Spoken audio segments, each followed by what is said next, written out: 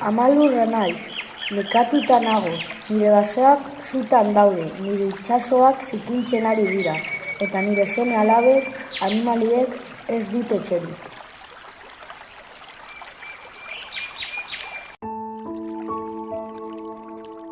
Frantzisko aita santuak oso gauza garrantzitsua gogoratzen digu.